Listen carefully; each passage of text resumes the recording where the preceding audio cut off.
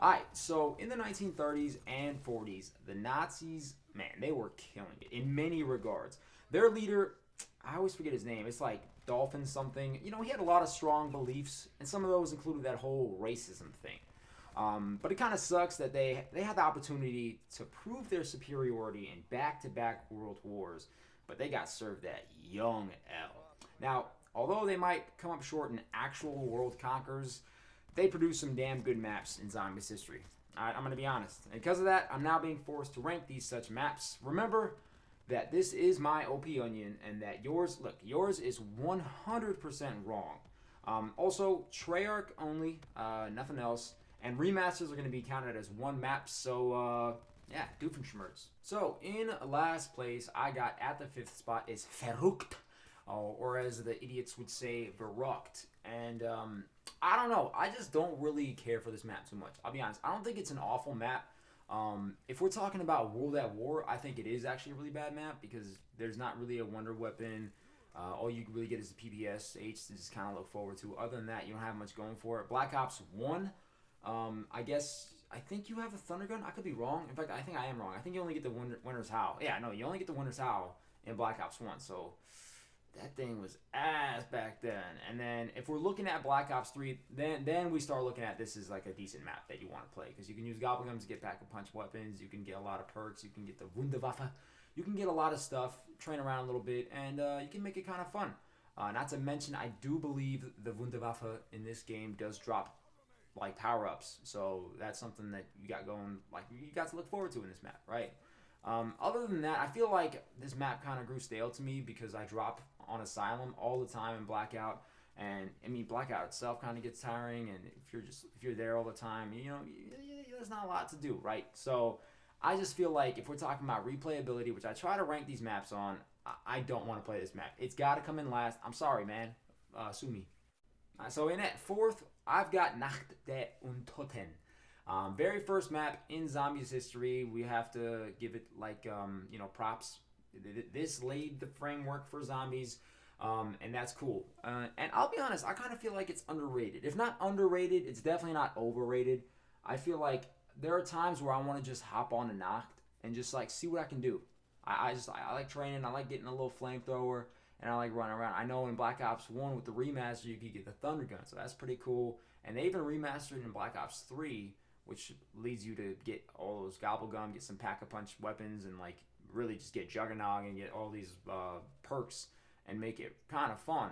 So I don't know. I feel like it's more of a just like a nostalgia kind of thing. I remember I used to just try to get to round like, what was it? What was a high round back then? Like 30? Like I was trying to get to 30. We were trying different methods, just different strategies to just try to get to the highest round possible. We never realized that, or like I'm saying me and my friend, we never realized you could just kind of train around a little bit and it would be a lot more efficient. But yeah, we were pretty dumb back then if we're not now. So I'm gonna put this here. I think this is a pretty solid map. Holds up in the test of time.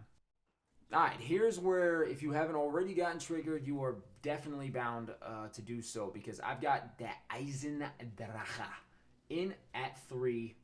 I don't know, man. This is just, this is what I think, right? And I just think it's overrated. I'll be honest. And I don't even think that I hate the map that much.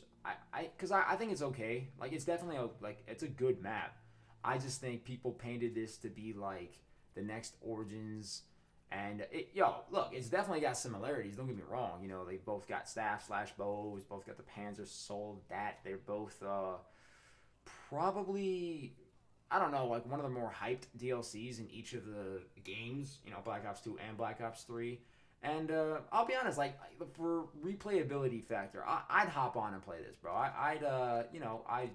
I'm human, right? I can admit that. You know, I threw up once. So I'm just saying, I'd like to play this map. It's just that, man, I have to rank it lower just because everyone sucks this map's dick.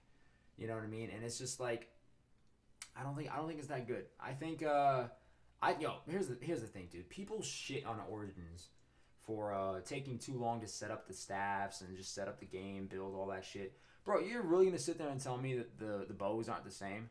Bro, not to mention, like, with the exception of the Storm Bow, it's called like Kareem Abdul-Jabbar or whatever the hell it's called.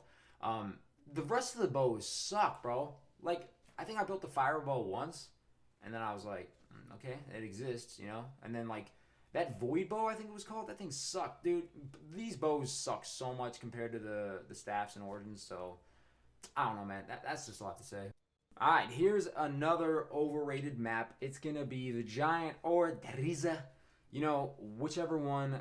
They're all pretty good. I mean, I'll have to give the nod to the Giant just because they gave us so much more stuff to work with. Especially like the Wunderwaffe doesn't murk you and take away your jug whenever you shoot yourself with it. It also can spawn drops in Black Ops 3, which is really good. But overall, yo, this map is just a fan favorite. Like I don't.